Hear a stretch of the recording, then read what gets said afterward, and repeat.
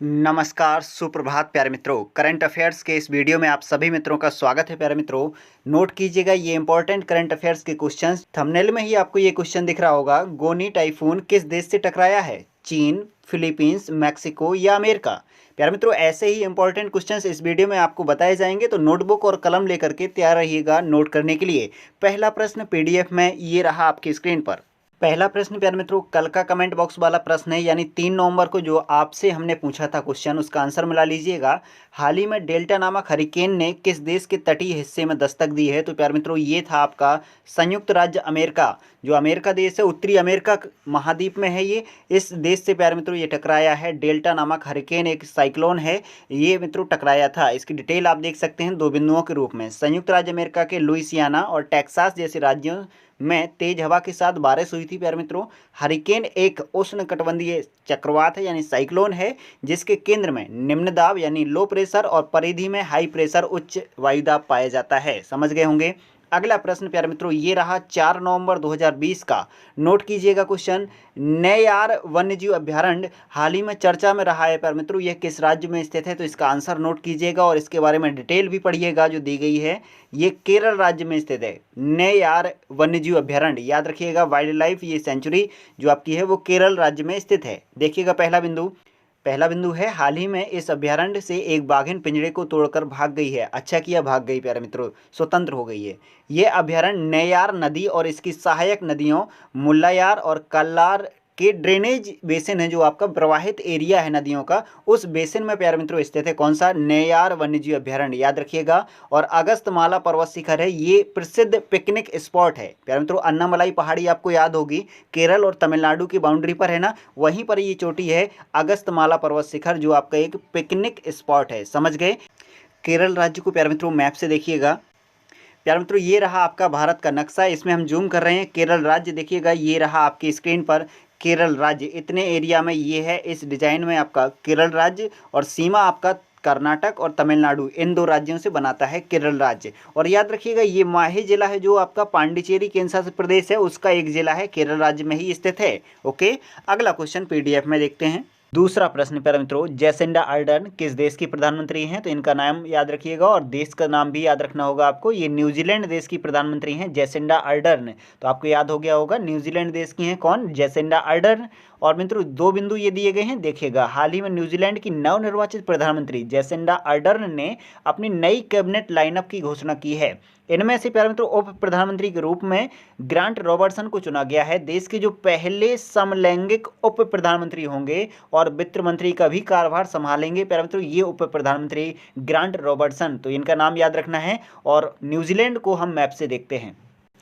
प्यारे मित्रों आपकी स्क्रीन पर ये रहा ऑस्ट्रेलिया महाद्वीप, और देखिएगा देश हमने जूम किया है न्यूजीलैंड, जिसके बारे में अभी हम चर्चा कर रहे थे। न्यूजीलैंड देश की राजधानी आपको याद रखनी होगी, ये है आपकी वेलिंगटन, कैपिटल है न्यूजीलैंड। न्यूजीलैंड एक द्वीपीय देश है, जिसमें 2 बड़े द्वीप हैं, ये देख सकते हैं आप। ये दोनों आइलैंड हैं बड़े, बट इसके छोटे छोटे भी द्वीप हैं कुछ। ये बड़े द्वीप हैं जिनका आपको याद रखना है। 2 बड़े द्वीप हैं, एक आपका साउथ आइलैंड, एक आपका नॉर्थ आइलैंड। ओके, न्यूजीलैंड के ये 2 बड़े द्वीप हैं। और प्यारे मित्रों ये जो जल राशि आपको यहाँ दिख रही होगी, इसको एक नाम से जाना जाता है, कुक वाटर स्ट्रेट। एल्डेस्टर कुक एक क्रिकेटर हैं, वो इंग्लैंड के हैं, बट कुक जल संधि ये न्यूजीलैंड की है, आपको याद रखना होगा। ओके प्यारे मित्रों, और यहीं इसी देश में एक जनजाति पाई जाती है जो एग्जाम में पूछी गई है, माओरी जनजाति। ओके, तो नोट कर लिए होंगे ये बिंदु। पहुंचते हैं हम पीडीएफ पर पुनः। अगला तीसरा प्रश्न आपकी स्क्रीन पर, 1 नवंबर को निम्नलिखित में से किस राज्य का स्थापना दिवस नहीं मनाया जाता है? ध्यान से क्वेश्चन पढ़िएगा और आंसर नोट कीजिएगा। एक राज्य है जो नहीं मनाया जाता है, इन 4 विकल्पों में से 1 नवंबर को स्थापना दिवस उस राज्य का, पहचानिएगा कौन सा होगा। पहचान लिया, अब मिलाइएगा। इसका राइट ऑप्शन है प्यारे मित्रों चौथा ऑप्शन। प्यारे मित्रों उत्तर प्रदेश जो है, इसका स्थापना दिवस 1 नवंबर को नहीं मनाया जाता है। मध्य प्रदेश, छत्तीसगढ़, कर्नाटक, इन तीनों राज्यों का 1 नवंबर को स्थापना दिवस मनाया जाता है। ओके, आपका जो उत्तर प्रदेश है वो 24 जनवरी 1950 को बना था, तो इसलिए 24 जनवरी को इसका स्थापना दिवस मनाया जाता है। क्लियर हो गया होगा आपको। प्यारे मित्रों आपसे एक रिक्वेस्ट है, इन तीनों राज्यों के बारे में आप जानकारी एकत्र कीजिएगा और इनका स्थापना वर्ष बताना है आपको। 1 नवंबर आपका दिवस तो आपको याद हो गया, इन तीनों राज्यों की स्थापना कब हुई थी, वर्ष आपको बताना है कमेंट बॉक्स में। ओके प्यारे मित्रों, आप इतना काम जरूर कीजिएगा। इसके साथ मित्रों अगला प्रश्न आपकी स्क्रीन पर ये रहा।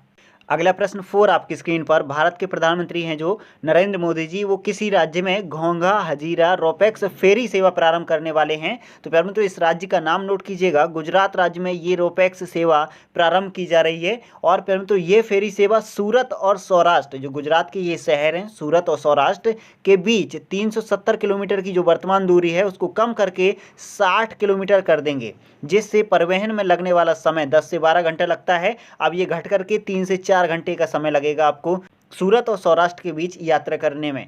ओके, क्लियर हो गया होगा। तो प्यारे मित्रों याद रखिएगा, घोंघा हजीरा रोपैक्स फेरी सेवा जो गुजरात राज्य में प्रारंभ की जा रही है। अगला क्वेश्चन आपके स्क्रीन पर ये रहा 5। हाल ही में केंद्रीय मंत्री डॉक्टर जितेंद्र सिंह ने मानसर झील विकास योजना का उद्घाटन किया है। मानसर झील विकास योजना, यह झील किस राज्य या केंद्र शासित प्रदेश में स्थित है प्यारे मित्रों? तो इसका राइट ऑप्शन नोट कीजिएगा, ये जम्मू कश्मीर जो केंद्र शासित प्रदेश है उसमें स्थित है प्यारे मित्रों मानसर झील। याद रखिएगा, मानसरोवर झील आपने सुना होगा, ये मानसर है। मानसर झील और मानसरोवर झील थोड़ा सा आध्यात्मिक समानताएं हैं, बट झील अलग अलग हैं। ओके प्यारे मित्रों अगला बिंदु देखिएगा, मानसर कायाकल्प योजना से लगभग 1.15 करोड़ मानव दिन रोजगार सृजन होंगे और प्रति वर्ष 800 करोड़ रुपए से अधिक आय होगी। यानी जो आपका पर्यटन है उसको बढ़ावा देना है प्यारे मित्रों और रोजगार सृजन करना है। पर्यटकों और तीर्थयात्रियों की संख्या वर्तमान में 10 लाख है, जो बढ़कर के 20 लाख हो जाएगी प्यारे मित्रों। इस झील का जो योजना बनाया गया है, यानी पर्यटन को बढ़ावा देने के लिए, उस योजना का उद्घाटन किसने किया है? डॉक्टर जितेंद्र सिंह, केंद्रीय मंत्री हैं, आप इनका नाम याद रखना है। और मानसर झील आपकी कहां पर है? तो याद रखना है जम्मू कश्मीर केंद्र शासित प्रदेश में। अगला क्वेश्चन आपके स्क्रीन पर ये रहा 6 प्यारे मित्रों, हाल ही में गोनी, ये गोनी नामक टाइफून है किस देश से टकराया है? आपको देश पहचानना है। चारों विकल्प आपकी स्क्रीन पर हैं, आंसर आप पहचानिएगा और मिलाइएगा। इसका राइट ऑप्शन है आपका फिलीपींस, यानी तीसरा विकल्प सही है। फिलीपींस देश से प्यारे मित्रों गोनी नामक टाइफून टकराया है। इस देश को प्यारे मित्रों हम देखते हैं मैप से। ये रहा प्यारे मित्रों एशिया महाद्वीप, और देखिएगा हमने जूम किया है फिलीपींस देश को, देख सकते हैं एशिया महाद्वीप के पूर्व दिशा में स्थित है आपका ये रहा द्वीपीय देश फिलीपींस। ओके प्यारे मित्रों, फिलीपींस की राजधानी आपको याद है मनीला है, देखिएगा ये है मनीला कैपिटल फिलीपींस की। और प्यारे मित्रों फिलीपींस के उत्तर पूर्व में, यानी नॉर्थ पूर्व में, उत्तर और ये रहा ईस्ट, तो यहाँ पर नॉर्थ पूर्व होगा, तो यहाँ पर स्थित है आपकी विश्व की सबसे गहरी मेरियाना ट्रेंच। मेरियाना खाई आपको याद होगा, तो मेरियाना ट्रेंच जो है आपका यही सागर में, प्रशांत महासागर में स्थित है, फिलीपींस देश के उत्तर पूर्व में। याद रखिएगा आप। ओके प्यारे मित्रों, पुनः हम पीडीएफ पर पहुंचते हैं। अगला प्रश्न 7 आपकी स्क्रीन पर आ चुका है, नोट कीजिएगा। यूनेस्को के मैन एंड द बायोस्फीयर कार्यक्रम MAB में भारत के किस टाइगर रिजर्व को शामिल किया गया है प्यारे मित्रों हाल ही में? तो याद रखिएगा मैन एंड द बायोस्फीयर कार्यक्रम यानी MAB में शामिल किया गया टाइगर रिजर्व कौन है? नोट कीजिएगा, पन्ना टाइगर रिजर्व को शामिल किया गया है, तो पहला विकल्प सही है। इसकी डिटेल देखिएगा, यूनेस्को के MAB कार्यक्रम में भारत के पन्ना टाइगर रिजर्व को शामिल किया गया है।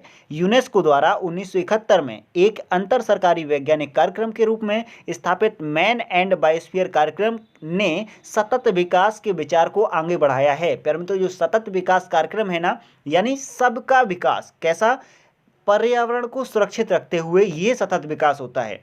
ओके प्यारे मित्रों, अगला क्वेश्चन आपकी स्क्रीन पर पॉइंट के रूप में है, क्वेश्चन नहीं बनाया है, इसलिए प्यारे मित्रों ये पॉइंट नोट कीजिएगा और ध्यान से समझिएगा इन बिंदुओं को। पहला बिंदु पढ़िएगा, पत्रकारों के खिलाफ अपराधों की समाप्ति के लिए अंतर्राष्ट्रीय दिवस 2 नवंबर को मनाया जाता है। प्यारे मित्रों ये आपसे क्वेश्चन के रूप में भी पूछा जा सकता था, हमने पॉइंट बनाया है। तो पत्रकारों के खिलाफ जो अपराध हो रहे हैं उनकी समाप्ति के लिए अंतर्राष्ट्रीय दिवस 2 नवंबर को मनाया जाता है। आपको बता दें, यदि एक साल में एक पत्रकार पुलित्जर पुरस्कार प्राप्त करता है तो 100 पत्रकार मार दिए जाते हैं। प्यारे मित्रों ये वर्तमान स्थिति है। पुलित्जर पुरस्कार किसे प्रदान किया जाता है? पत्रकारों को, ये आपको नोट कर लेना है। ये कड़वा सच प्यारे मित्रों इस बिंदु के द्वारा बयां हो रहा है कि अगर एक पुरस्कार दिया जाता है पुलित्जर, तो उसके समान में अगर तुलना करें 100 पत्रकार मार दिए जाते हैं इस दुनिया में। बीते 14 वर्षों यानी 2006 से 2019 तक लगभग 1200 पत्रकार मारे गए हैं। प्यारे मित्रों ये आप कड़वा सच देख सकते हैं। आतंकवादी घटनाएं और भी कई तरीके हैं जिससे मित्रों पत्रकार शिकार होते हैं। समझिएगा। अगला बिंदु, बता दें कि यूनेस्को और नीदरलैंड द्वारा संयुक्त रूप से विश्व प्रेस स्वतंत्रता सम्मेलन 2020 का आयोजन 9 से 10 दिसंबर को किया जाएगा। आगामी 9 से 10 दिसंबर की बात है प्यारे मित्रों। 2020 में नीदरलैंड और यूनेस्को दोनों मिलकर के विश्व प्रेस स्वतंत्रता सम्मेलन आयोजित करेंगे। ओके। और अगला बिंदु आप देख रहे होंगे, गौरतलब है कि विश्व प्रेस स्वतंत्रता दिवस आपका 3 मई को मनाया जाता है। ये भी याद रखना है, नोट कर लेना है। अगला प्रश्न प्यारे मित्रों, इसी के साथ आपकी स्क्रीन पर ये रहा आज का कमेंट बॉक्स वाला प्रश्न। इस क्वेश्चन का आंसर आपको कमेंट बॉक्स में लिख करके प्रदान करना है। सरकार ने 2020-21 के लिए धान की एमएसपी यानी जो आपका मिनिमम सपोर्ट प्राइस है 53 रुपये की वृद्धि की है धान में। इसी के साथ अब धान कितने रुपए प्रति क्विंटल खरीदी जा रही है? 1815 रुपये प्रति क्विंटल, 1855, 1868 या 1890 रुपये प्रति क्विंटल। तो चारों ऑप्शन में से जो आपके अनुसार सही हो प्यारे मित्रों कमेंट बॉक्स में लिख भेजिएगा। और प्यारे मित्रों अन्य फसलों के भी आप एमएसपी कमेंट बॉक्स में लिख सकते हैं, जिससे आपको याद होगा और आपकी तैयारी अच्छी होगी। ओके प्यारे मित्रों, अगर वीडियो के ये क्वेश्चंस आपको अच्छे लग रहे हो तो दिल से लाइक कर दीजिएगा और अधिक से अधिक दोस्तों तक शेयर जरूर कीजिएगा वीडियो को। चैनल पर पहली बार आए हुए हैं तो रेड कलर का जो सब्सक्राइब ऑप्शन दिख रहा है ना, उसको सब्सक्राइब करके बेल आइकन भी क्लिक कर लीजिएगा, जिससे आपको वीडियो का नोटिफिकेशन सबसे पहले मिल जाया करे। ओके प्यारे मित्रों, वीडियो हम यहीं विराम करते हैं। अपना ख्याल रखिएगा। Thanks for watching video. जय हिंद, जय भारत प्यारे मित्रों।